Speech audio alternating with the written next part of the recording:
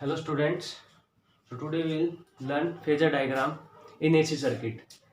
तो AC circuit में हमने देखा कि अल्टरनेटिंग करंट और ईएमएफ ऐसे चेंज होती है।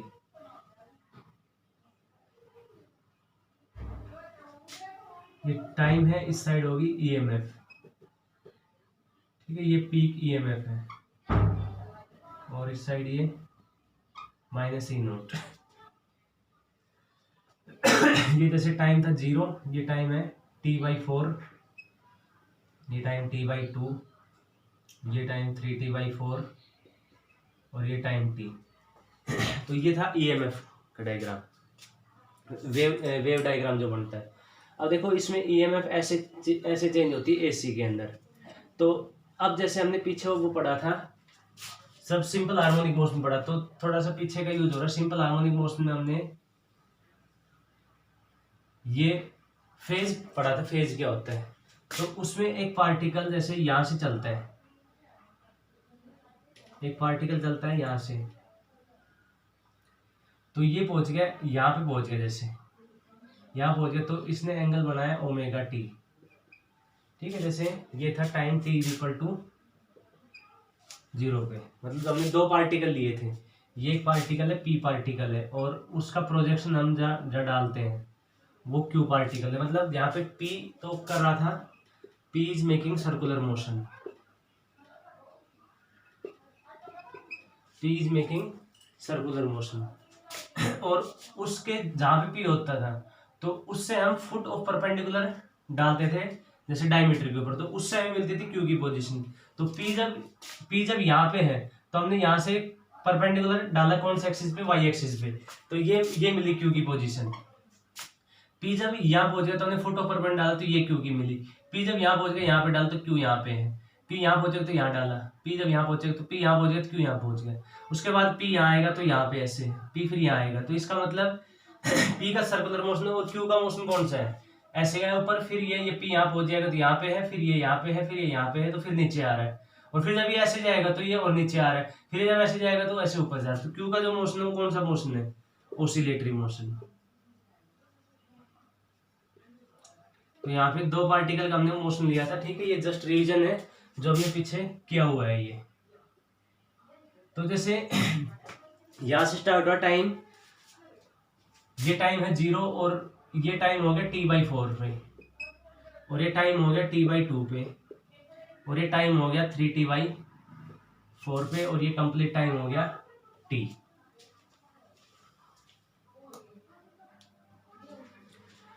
ठीक है। तो ये तो अब एक चक्कर लगाने में जो टाइम लगता है उसको क्या बोलते हैं हम, टाइम पीरियड बोलते हैं। तो यहाँ से स्टार्ट हुआ था, ये 1/4 टाइम, ये हाफ टाइम, और ये 3/4 टाइम, और ये कंप्लीट टाइम t हो गया। अब इसमें इसकी जब इक्वेशन हम लिखते थे, तो इक्वेशन देखो इसकी हम कैसे लिखते थे। इक्वेशन लिखते थे जैसे हम यहाँ से फुट ऑफ परपेंडिकुलर डालते हैं, तो ये इसका ये डिस्प्लेसमेंट है एट एनी टाइम t। कैसे, क्योंकि यहाँ से यहाँ गए हम, ये है एट टाइम t। जैसे यहाँ से आगे टाइम था 0, 1 सेकेंड, 2 सेकेंड, 3 सेकेंड, यहाँ हो गए t सेकेंड, तो एंगल इसका बना ओमेगा टी। एंगल कैसे ओमेगा टी बना, क्योंकि ओमेगा उसकी क्या है, एंगुलर स्पीड, मतलब एंगुलर डिस्प्लेसमेंट पर सेकेंड। तो 1 सेकेंड में ओमेगा, 2 सेकेंड में 2 ओमेगा, 3 में 3 ओमेगा, और टी में ये पहुंच गया यहाँ पे तो कितना होगा t ओमेगा, या ये ओमेगा टी। तो उस टाइम इसका डिस्प्लेसमेंट q का जो है ये डिस्प्लेसमेंट इतना हमने मान लिया y, और ये क्या है, ये हमने लिया था a, ये a था, ठीक है। a क्या था वहां पे, a इज एम्पलीट्यूड, और एम्पलीट्यूड हम किसको बोलते हैं, मैक्सिमम डिस्प्लेसमेंट, क्योंकि कि p कहीं पे भी हो उसका मैक्सिमम एम्पलीट्यूड इतना ही होता है कि p जब यहाँ पहुंचे तो q भी यहाँ पे होगा, फिर p ये यहाँ आ रहा है तो q इस साइड आ रहा है, फिर ये यहाँ आ रहा है तो p इस साइड आ रहा है, तो ये इसका मैक्सिमम एम्पलीट्यूड इतना ही होता है, इस साइड भी इतना ही होता है, तो a इसका एम्पलीट्यूड है। तो इसकी जो हमने इक्वेशन की थी वो इक्वेशन आई थी y = a sin omega t, ठीक है। कैसे आई थी ये इक्वेशन, देखो ये a है, ठीक है, यहाँ पे ये रेडियस ही होगी, तो यहाँ पे ये क्या है, a ही है, तो ये y है, तो ये कितना होगा, y होगा। ये ट्रायंगल बन के देखो, ये एंगल तो कितना है ओमेगा टी, और ये क्या है a है, क्योंकि ये क्या है, ये यहाँ पे रेडियस ही है, तो ये यहाँ पे क्या होगी रेडियस रहेगी, ये ए हो गया, ये वाई है तो ये कितना होगा, वाई होगा तो ये वाई हो गया। तो यहाँ पे हम साइन की वैल्यू निकाल दो, साइन ओमेगा टी कितना होगा, वाई अपॉन ए, ठीक है, hypotenuse upon perpendicular, sorry perpendicular upon hypotenuse, तो y is equal to A sine omega t. ये आई थी इक्वेशन वहाँ पे डिस्प्लेसमेंट की, ठीक है। यहाँ पे जो इक्वेशन है वो क्या है इसकी, ईएमएफ की, E is equal to E naught sine omega T, क्योंकि यहाँ पे भी इलेक्ट्रॉन का जो मोशन हो रहा है वो क्या हो रहा है, वही सिंपल हार्मोनिक मोशन हो रहा है। तो यहाँ पे भी E is equal to E naught sine omega T हमने कैलकुलेट किया था। तो इस डायग्राम में दिखाएंगे तो कैसे दिखाएंगे इसको, देखो इस डायग्राम में दिखाएंगे तो हम इसको ऐसे ही दिखाएंगे, बस सेम इसके अंदर सेम वो बनेगा डायग्राम, बस ये नाम चेंज इसमें हो जाएंगे।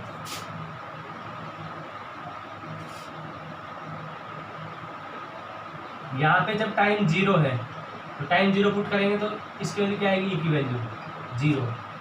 फिर यहाँ पे पहुँच गए तो इस जगह पे एंगल बना ओमेगा टी, तो इस जगह पे ईएमएफ की वैल्यू ई है, ये है at time T the EMF E, क्योंकि ये ईएमएफ ई कब है, टाइम टी पे है। तो हमने क्या किया, यहाँ से परपेंडिकुलर डाला तो ये हमें वैल्यू मिली ई की, ई की इतनी वैल्यू। देखो ई इसमें कैसे चेंज हो, जब टाइम था जीरो तो ई इतना था, जब टाइम बढ़ा तो ई इसमें बढ़ने लगा, जब टाइम इतना हो गया तो ई इतना हो गया, टाइम जब हो गया इतना तो ई इतना हो गया। ये है मैक्सिमम डिस्प्लेसमेंट। और इसमें क्या है, इसमें डिस्प्लेसमेंट नहीं, इसमें क्या है, वहाँ पे क्वेश्चन थी Y is equal to A sine omega T, तो कंपेयर इसको करेंगे तो वाई क्या है, displacement at any time T था, तो ऐसे ई क्या है, E M F at any time T, क्योंकि टी टाइम में ये यहाँ पहुँच गया तो हमने यहाँ से परपेंडिकुलर डाला तो ये मिली ई की वैल्यू, तो ई की वैल्यू इतनी है। वहाँ पे ए क्या था, मैक्सिमम डिस्प्लेसमेंट या एम्पलीट्यूड, इसमें क्या है ई नोट मैक्सिमम ईएमएफ। तो ये हम जब यहाँ पहुँच जाएंगे तो इसकी वैल्यू ये मैक्सिमम ही होगी, ये है ई नोट, ये क्या हो गया ई नोट। तो यहाँ से जब यहाँ से यहाँ जा रहे हैं तो ई चेंज हो रहा है यहाँ से यहाँ तक, जब यहाँ से यहाँ आएंगे तो ई होगा चेंज ऐसे, ठीक है। ई की वैल्यू ऐसी होती चेंज, जैसे 0 200 वोल्ट, 0 -200 वोल्ट और फिर 0 ऐसे। तो ये 0 200 वोल्ट 0, फिर यहाँ आएगा तो ई कौन साइड आ रहा है, इस साइड आ रहा है, फिर -200 वोल्ट, और फिर जब यहाँ से यहाँ जाएंगे तो ई किस साइड जाएगी, साइड, फिर से 0 वोल्ट। तो ई ऐसे इसमें हो रहा है चेंज, पहले कितना है 0, फिर मैक्सिमम, फिर 0, और फिर ये मैक्सिमम कौन से डायरेक्शन में, नेगेटिव डायरेक्शन, और फिर से 0। तो सेम ऐसे ई चेंज हो, तो ई की जब हम इसमें वो निकालेंगे इक्वेशन तो वो भी ऐसे निकलेंगे। देखो ये है ई नोट, तो ये भी कितना हो जाएगा, ई नोट हो जाएगा, और ये है ओमेगा टी, ये ई है तो ये कितना हो जाएगा ई, यहाँ पे ये तो क्या हो जाएगा ई नोट, और ये क्या हो जाएगा ई, और ये हो गया ओमेगा टी। तो यहाँ पे साइन ओमेगा टी का क्या आएगी, ई अपॉन ई नोट, तो यहाँ से आ गया E is equal to E naught sine omega t. अब देखो फेज, ये जो है ये यहाँ पे ओमेगा टी, ये बताता है फेज, ठीक है। फेज मतलब एंगल, जैसे यहाँ पे है, जब यहाँ पे है जब टाइम 0 है तो उस टाइम फेज भी उसका कितना है, ये थीटा की वैल्यू ये 0, तो हम ये कहेंगे एसी का फेज कितना है 0।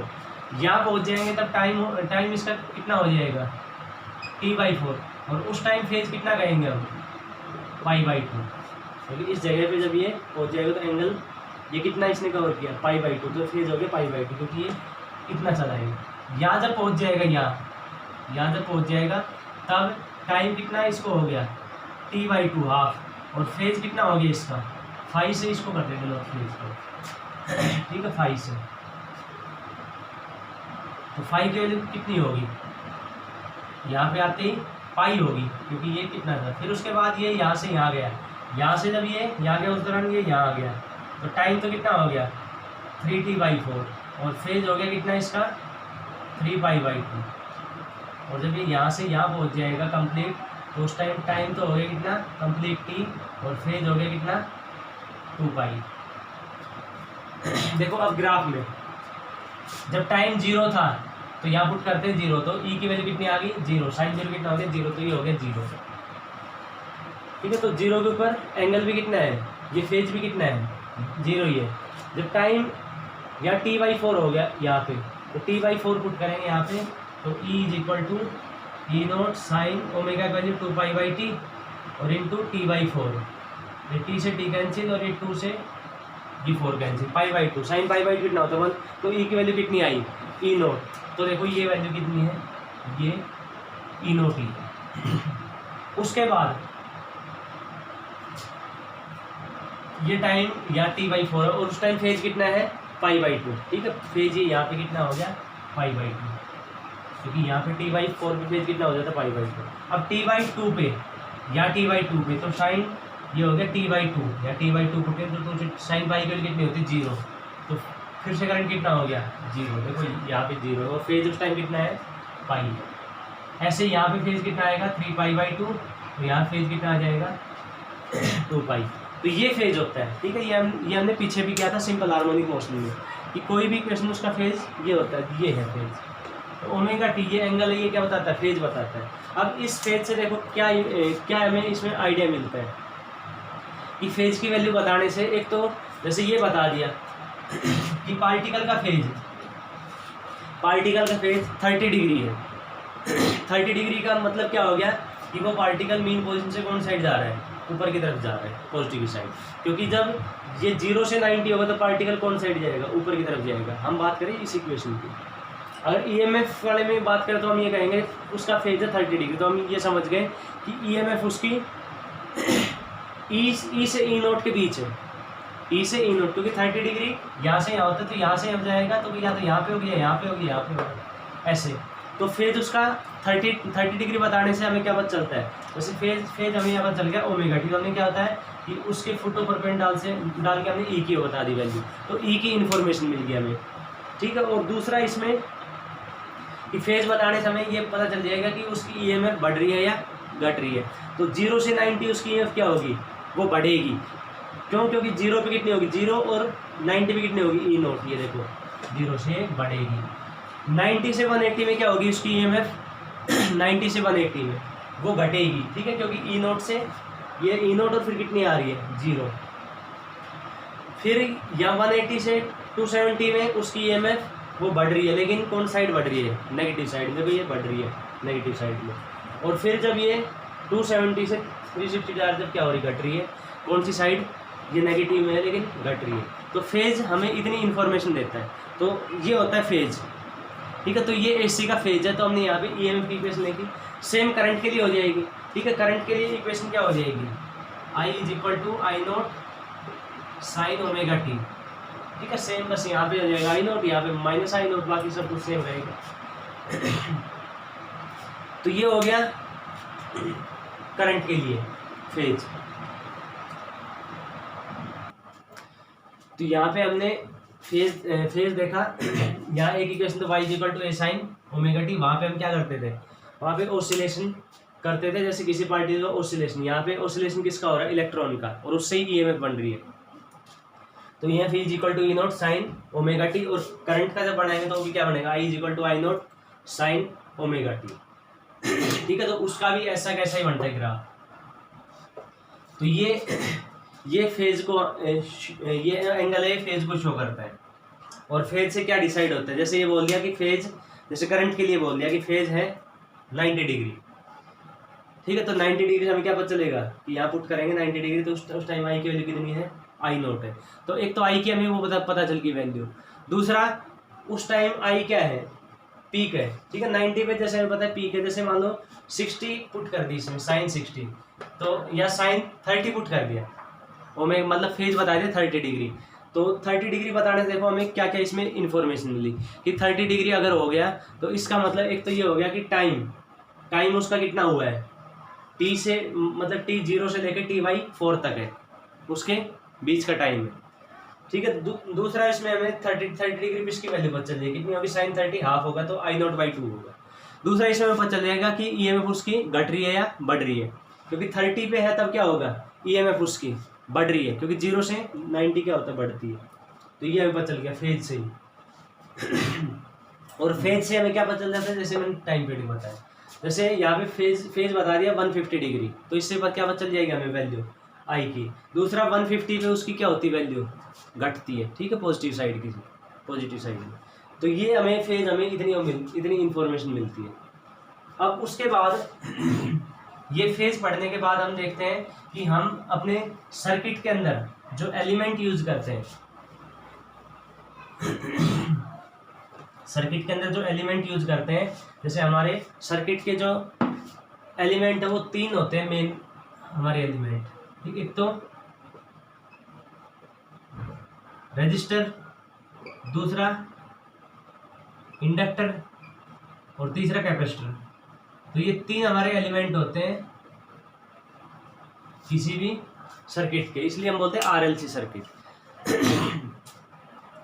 तो अब हमने देखा कि यहाँ पे जैसे दोनों के डायग्राम हमने पढ़े ईएमएफ के और टाइम के, तो उनका चेंज आता है, साइन का चेंज आता है, मतलब ऐसे चेंज होता है साइन के अकॉर्डिंग। साइन फंक्शन होता है ट्रिग्नोमेट्रिक, उसको बोलते हैं साइनोसोडियल ग्राफ, ठीक है। अब जब हम यहाँ पे जब ऐसा सर्किट यूज करते हो, उस सर्किट में ऐसा जरूरी नहीं है कि जब ईएमएफ मैक्सिमम हो तो उसी टाइम करंट हो मैक्सिमम, ठीक है। जैसे कैपेसिटर लगाया तो कैपेसिटर में पहले क्या होता है, करंट फ्लो करता है, पहले करंट फ्लो करता है और उसी से ईएमएफ होती है डेवलप। तो पहले करंट उसका मैक्सिमम पहुँचता है, उसके बाद फिर ईएमएफ होती है मैक्सिमम। तो इसका मतलब थोड़ा बहुत उसमें फेज डायग्राम, वो फेज का होता है डिफरेंस। देखो फेज का क्या है डिफरेंस, जैसे मान लो जैसे 2 रनर हैं, ठीक है, वो दौड़ रहे हैं, तो जब दोनों साथ साथ चलते हैं, दोनों साथ साथ मतलब कि पहले का जैसे लेफ्ट पैर आगे आया तो उसका भी लेफ्ट पैर आ गया, साथ साथ आया दोनों का, ठीक है। राइट आगे गया तो दोनों साथ साथ गया, तो हम ये कहेंगे कि दोनों का एक जैसा फेज है, ठीक है। जैसे आर्मी में होता है, आर्मी में परेड होती है, तो उसमें जो सोल्जर होते हैं तो उनके पैरों की जो होती है मूवमेंट और हाथों की मूवमेंट एक साथ होती है, तो सबका फेज एक साथ होता है, सबका मतलब एक फेज होता है, मतलब उनमें कोई भी फेज डिफरेंस नहीं होता,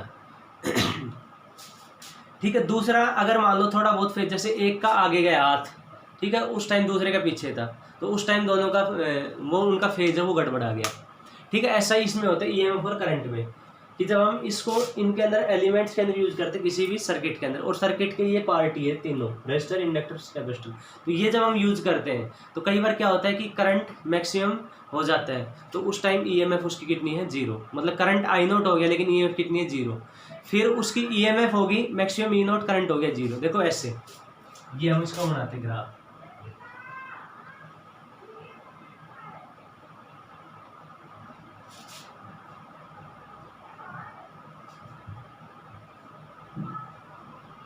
ये देखो हमने वो बनाया ग्राफ, किसका है ये, ईएमएफ का। तो ईएमएफ ये थी इसकी मैक्सिमम ई नोट। अब करंट का इसमें हम बनाते ग्राफ, यहाँ पे ये टाइम हो गया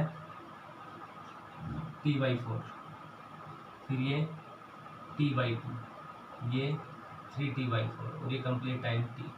तो उसका जब हम बनाएंगे ग्राफ तो वो बनेगा ऐसा, सपोज कर रहे हैं मैं ऐसा ग्राफ बनता है उसका।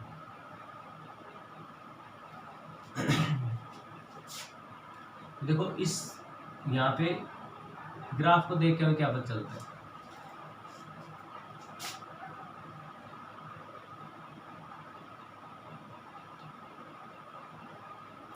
ये बना ग्राफ जैसे,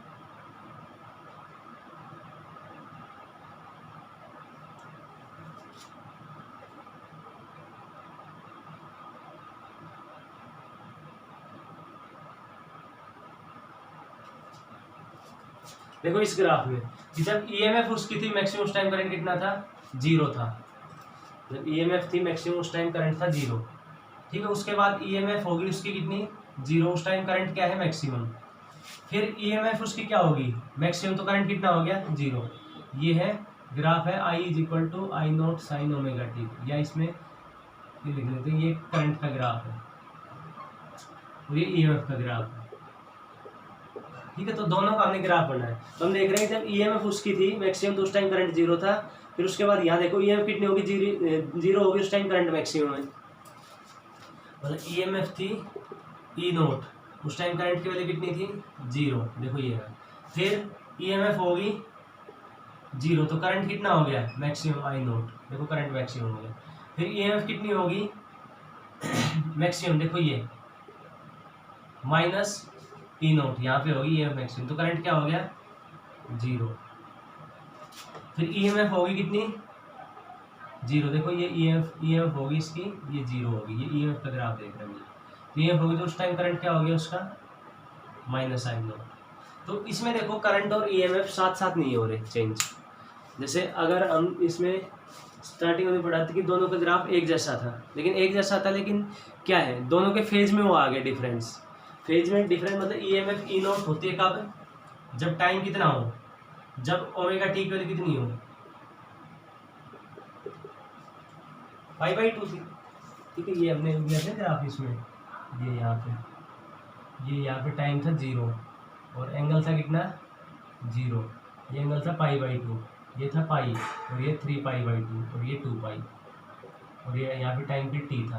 तो यहाँ पहुँचने के बाद ये होती थी मैक्सिमम, तो π/2 पे है, तो ये हो गया इसका फेज, ठीक है। और I0 मतलब उसका एंगल कितना 0, तो दोनों के फेज में क्या हो गया डिफरेंस हो गया कितने का 90 डिग्री का। यहाँ देखो EMF होगी 0, ये ऐसे है देखो एक बार कि जब हम यहाँ थे तब EMF थी इतनी, उस टाइम करंट यहाँ था, मतलब करंट यहाँ था, तो यहाँ से हमने परपेंड डाला तो I कितना हो गया 0, यहाँ से परपेंड डाला तो क्या हो गया I, ये E हो गया E नॉट। देखो फिर से कि E तो ऐसे है, E तो मतलब एक तरह से ये मान के चलो कि दो पार्टिकल है इस पाथ पे चल रहे, मतलब यहाँ पे दो पर्सन है और इस पाथ पे चल रहे, तो एक पर्सन यहाँ पे एक पर्सन यहाँ पे, तो जब ये पर्सन यहाँ पे तो वो यहाँ हो गया, जैसे ये हो गया पर्सन नंबर P और ये पर्सन नंबर Q, तो P का फेज तो कितना हो गया π/2 और Q का फेज कितना हो गया। अब देखो इसमें P का फेज हो गया π/2 और Q का हो गया 0, तो फेज डिफरेंस हो गया। फिर दोनों की स्पीड सेम है, तो P चला उतना ही, उस टाइम Q यहाँ पहुँच गया, तो P का फेज कितना हो गया पाई और Q का कितना हो गया π/2। जैसे यहाँ पे ये का फेज हो गया, इसका तो हो गया पाई और इसका कितना हो गया π/2, क्योंकि पाई ये यहाँ पे आ गया तो फिर कितना हो गया 0 और उस टाइम I पहुँच गया यहाँ पे, तो ये कितना हो गया π/2। फिर ये आ गया यहाँ पे, तो इसका फेज कितना हो गया E का तो 3π/2 और इसका कितना हो गया उस टाइम ये I यहाँ पे आ गया, तो इसका फेज हो गया पाई। फिर उसके बाद E यहाँ चला गया, उस टाइम ये इसके पीछे ये आ गया 3π/2, तो इसका फेज हो गया 2π और इसका हो गया 3π/2। तो हर में देखो फेज कितना आ रहा है, फेज डिफरेंस π/2 - 0 π/2, पाई माइनस π/2, फिर से फेज डिफरेंस π/2, 3π/2 - पाई फिर से π/2 और 2π - 3π/2 फिर से π/2। तो हम इसमें कहेंगे कि P इससे Q से π/2 फेज आगे चल रहा है, फेज के भाषा में बोलेंगे तो P और Q के बीच में फेज डिफरेंस कितना है π/2। तो अब देखो इसमें करंट से ही सर EMF से ही बनता है, करंट बनता है, EMF और करंट दोनों एक साथ, मतलब दोनों एक के, जैसे ये है एग्जांपल कि यहाँ से P यहाँ पे है, तो उस टाइम फेज से मतलब हमें क्या मिलती है डायरेक्शन, जैसे हम यहाँ पे वो बनाए अगर डायरेक्शन तो नॉर्थ साउथ ईस्ट और वेस्ट। तो ये मान के चलो ये एक ट्रेन है, ये ट्रेन है, ये एक सर्कुलर पाथ पे चल रही है, तो ये ट्रेन का इंजन है और ये है गार्ड रूम, ठीक है, गार्ड का डब्बा है। तो ट्रेन का जो इंजन है उसका फेज तो कितना है, ये मान के चलो इंजन है वो तो है EMF और जो गार्ड है वो क्या है करंट है। तो इंजन है उसका फेज कितना हो गया π/2 और जो गार्ड है उसका फेज कितना हो गया 0। अब ये जब ये इंजन चलेगा, ठीक है, तभी तो गार्ड का ये चलेगी, गार्ड का रूम है या जो डब्बा वो चलेगा, तो इंजन से डिसाइड हो रहा है। तो इसका मतलब ये है EMF से ही करंट बनता है, क्योंकि EMF देंगे तो ही तो इसमें बनेगा करंट। तो हमने फिर अब देखो इसमें अब बात करते हैं फेज की, तो P की जो डायरेक्शन वो कौन साइड है वेस्ट की तरफ और Q की जो डायरेक्शन वो कौन साइड है नॉर्थ की तरफ। उसके बाद ये इंजन आगे चला, इतना आगे चला, तो ये Q भी इतना आगे चला। तो अब देखो इसमें P आ गया यहाँ पे, Q यहाँ रह गया। अब P की जो है डायरेक्शन वो है साउथ की तरफ और Q की जो डायरेक्शन वो किस साइड है वेस्ट की तरफ। तो P से डिसाइड हो रही है उसका फेज Q का। तो ये दोनों के दोनों साथ साथ चलते हैं, तो इन दोनों का जो फेज है यहाँ पे फेज डिफरेंस है वो तो आगे कितना π/2 आ गया। तो जब ये हम एलिमेंट यूज करते हैं तीनों रजिस्टर, इंडक्टर और कैपेसिटर, तो जब ये हम तीनों एलिमेंट यूज करते हैं AC के साथ, तो यहाँ पे EMF और करंट में एक फेज डिफरेंस होता है कि EMF और करंट दोनों साथ साथ नहीं चलते, ऐसे साथ साथ नहीं चलते, एक आगे चलता है एक पीछे चलता है, ठीक है। और वो जो आगे पीछे चलते हैं उनके बीच में एक फेज का होता है डिफरेंस, और फेज क्या होता है, एंगल का डिफरेंस। जैसे यहाँ पे फेज का कितना डिफरेंस है, π/2 है, ठीक है। तो इसको बोलते हैं हम फेज डिफरेंस। अब इस फेज डिफरेंस को हम कैसे करते हैं शो, तो इसी डायग्राम के अंदर ये हम ऐसे शो करते हैं कि जैसे ई तो था इतना, ई था यहाँ पे इतना, उस टाइम आई था इतना, ठीक है। अब जैसे हमने ये यहाँ से, ये तो है ई और ये है आई, तो यहाँ पे देखो ये इसी का डायग्राम हम यहाँ बना रहे हैं।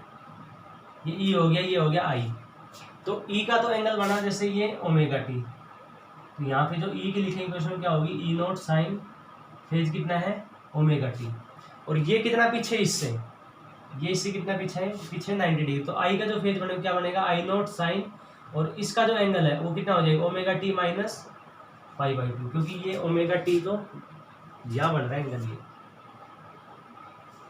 ठीक है। और ये उससे कितना पीछे है, 90 डिग्री पीछे, यहाँ तक एंगल बनता है ये ओमेगा टी, और ये इससे कितना पीछे 90 डिग्री। तो अब हम जैसे इसका फेज देखें, फेज के लिए ये और ये देखते हैं, ये एंगल, तो इनका निकालते हैं डिफरेंस। तो कैसे निकालें डिफरेंस, ओमेगा टी माइनस π/2, ये कितना आएगा, omega T minus omega T और प्लस π/2, तो ओमेगा टी फेज डिफरेंस कितना है π/2। तो यहाँ पे हम दोनों को एक ही डायग्राम में शो करते हैं। क्यों करते हैं दोनों को एक डायग्राम में शो, क्योंकि ई से ही आई डिसाइड होता है। ई जब होता है, जैसे मैंने बताया था यहाँ पे इंजन से ही इसकी डायरेक्शन हो रही है डिसाइड गार्ड रूम की। अगर इंजन नहीं चलेगा तो गार्ड का जो डब्बा वो भी नहीं चलेगा। तो जब तक ये चल रहा है उसी से ये हो रही है डिसाइड। तो ऐसे ही जब तक ई में चेंज होता है तो उसमें आई में चेंज होता रहता है, ठीक है। इसलिए हम दोनों को एक में शो करते हैं। उसके बाद ये अब जैसे ई पहुंच जाएगा ये यहाँ पे, जैसे ई पहुंच गया यहाँ पे, अब देखो अगले स्टेज में क्या होगा। अब जैसे ई के हमें बताना लोकेशन, तो हम कैसे बताएंगे, यहाँ से हमने परपेंड डाला तो ये आ गया ई इतना। अगर आई की बताएंगे तो यहाँ से परपेंड डाला, ये आ गया आई की वैल्यू, ठीक है। ऐसे हम ई और आई की वैल्यू, तो यहाँ पे ये इसको बोलते हैं हम फेजर डायग्राम, ये है फेजर डायग्राम। तो फेजर डायग्राम से एक तो हमें क्या शो करता है कि फेजर डायग्राम में हम ईएमएफ और करंट दोनों को शो कर रहे हैं, दोनों के चेंज को। तो ये हमने शो किया दोनों के चेंज को। अब दूसरा इसमें हम क्या बता सकते हैं कि फेजर डायग्राम को देख के ई की वैल्यू बता सकते हैं, आई की वैल्यू बता, यहाँ से परपेंड डाला ई की वैल्यू आ गई, यहाँ से परपेंड डाला आई की वैल्यू। और तीसरा इसमें ये बता सकते हैं कि अगले स्टेज में ई यहाँ हो जाएगा तो ये हो जाएगी ई की वैल्यू, तो ई की वैल्यू क्या हो जाएगी, ई इंक्रीजिंग नेक्स्ट टाइम में, मतलब यहाँ पे टाइम है तो उस टाइम से अगले टाइम में इसकी वैल्यू, और इसकी वैल्यू क्या हो गया, ये ऐसे है, देखो ऐसे, तो ये ऐसे चलेगा तो इसकी वैल्यू क्या होगी, यहाँ कम होगी इसकी वैल्यू इतनी बच जाएगी। तो आई इसमें क्या हो रहा है, डिक्रीजिंग, ठीक है। तो एक इन्फॉर्मेशन ये मिलती है, देखो ई तो चलेगा ऐसे आगे, तो ये ऐसे आगे चलेगा तो ई की वैल्यू क्या होगी, बढ़ेगी, और आई इसके साथ साथ ऐसे ये चलेगा तो आई की वैल्यू क्या होगी, कम होगी। तो इस डायग्राम से हमें क्या पता चलता है, फेजर डायग्राम से ई और आई की वैल्यू पता चलती है, ई और आई का चेंज कैसे हो रहा है, और परपेंडिकुलर डाल के ई और आई की वैल्यू पता चलती है, और अगले टाइम में क्या होगा, ई इंक्रीज हो गया डिक्रीज हो गया ये पता चलता है। जैसे ये फेजर डायग्राम हमने बनाया, देखो अब फेजर डायग्राम में हमें इसकी कोई जरूरत नहीं है, तो यहाँ पे सरकमफेरेंस हम इसमें नहीं बनाते, ठीक है, इसकी कोई जरूरत नहीं है, वो स्टार्टिंग थोड़ा समझने के लिए बताई थी। तो अब हम इसमें वो नहीं बनाएंगे सरकमफेरेंस। तो ये है ई, ये तो हो गया ई, और ये है आई। अब देखो इससे हमें क्या पता चलता है ई और आई से कि एक तो ये पता चलता है ई और आई के बीच में फेज का जो है डिफरेंस वो कितना है, 90 डिग्री। अब हमने ई से वो डाला परपेंडिकुलर, तो ये आई किसकी वैल्यू, ई की वैल्यू आ गई, यहाँ से डाला तो ये आ गई आई की वैल्यू, मतलब ये तो है आई की वैल्यू और ये है ई की वैल्यू। तो ई और आई की वैल्यू पता चल गई कि ई की वैल्यू इतनी है और आई की वैल्यू इतनी है, ठीक है। अगले स्टेज में ई इसमें क्या होगा, ई डिक्रीजिंग, क्योंकि अगले स्टेज में ये आएगा ऐसे और ये इसके साथ ऐसे चला जाएगा। तो ई की वैल्यू जैसे यहाँ से परपेंड डालते ये क्या होगी, कम होगी, और यहाँ से परपेंड डालें तो आई की वैल्यू क्या होगी, बढ़ गई है। तो ई डिक्रीजिंग, आई इंक्रीजिंग। तो ये इसमें पता चलता है। तो ये सब कुछ हमने पीछे भी यहाँ पढ़ा हुआ था, ठीक है, पीछे भी हमने उसमें पढ़ा हुआ था सिंपल हार्मोनिक मोशन में। तो एक बार उसको भी रिवाइज करना। और ये फेजर डायग्राम है, तो ये फेजर डायग्राम अब आगे इसमें हम पढ़ेंगे कि जब हम यहाँ पे रेजिस्टर यूज़ करते हैं, इंडक्टर यूज़ करते हैं। देखो पहले तो हम क्या पढ़ेंगे कि सिंगल यूज़ करते हैं। जैसे हम मान लो रेजिस्टर यूज़ करें, तब ईएमएफ और करंट साथ साथ होते हैं चेंज या आगे पीछे होते हैं, मतलब दोनों के बीच में फेज डिफरेंस होता है नहीं होता, वो हम पढ़ेंगे। ऐसे ही इंडक्टर जब यूज़ करेंगे अकेला, तो उसमें क्या होगा, करंट और ईएमएफ कैसे होते हैं चेंज, साथ साथ चेंज होते हैं या उनके बीच में फेज डिफरेंस होता है। ऐसे ही इसके बारे में पढ़ेंगे कैपेसिटर में। फिर हम जैसे तीनों को मिला के RLC को पढ़ेंगे सर्किट, ठीक है। तो उसको हम फिर नेक्स्ट वीडियो लेक्चर में पढ़ेंगे। Thank you.